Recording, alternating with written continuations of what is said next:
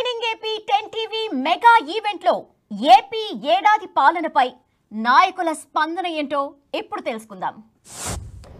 మా ప్రభుత్వానికి కూటమి ప్రభుత్వం 1 ఇయర్ కంప్లీట్ చేసుకోవడంలోని అందరం కూడా ప్రభుత్వం చిత్తశుద్ధితో పనిచేయడం జరిగింది.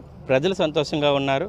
ముఖ్యంగా వృద్ధాప్య పెన్షన్ తీసుకుంటున్న వాళ్ళు, అలాగే వికలాంగ పెన్షన్ తీసుకుంటున్న వ్యక్తులకి 6,000 ఇవ్వడం, అసలు బాగా హెల్త్ లేని వాళ్ళకి 15,000 ఇవ్వడం, అంటే ఒక కుటుంబంలో ఎవరికైనా సమస్య వచ్చిందని అంటే ప్రభుత్వం మేము ఉన్నామని భరోసా ఇవ్వడం జరుగుతుంది.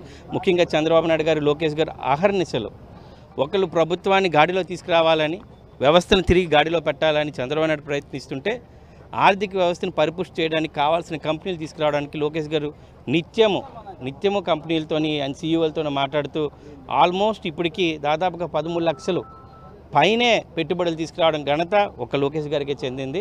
ప్రజలందరూ సంతోషంగా ఉన్నారు. రేపు రాబోతున్న అమ్మఒడి కానీ, ఇస్తున్న బస్ ఫ్రీ కానీ, అలాగే రైతు భరోసా కూడా మేము అన్నదాత కిందన ప్రతి ఒక్కరికి 3 విడతల్లో డబ్బులు ఇవ్వడం జరుగుతుంది.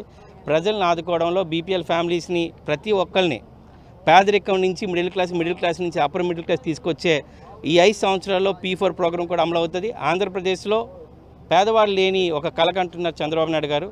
ఆ యజ్ఞంలో మేము కూడా ఒక సమిధిలే పనిచేస్తామని తెలియజేస్తున్నాం.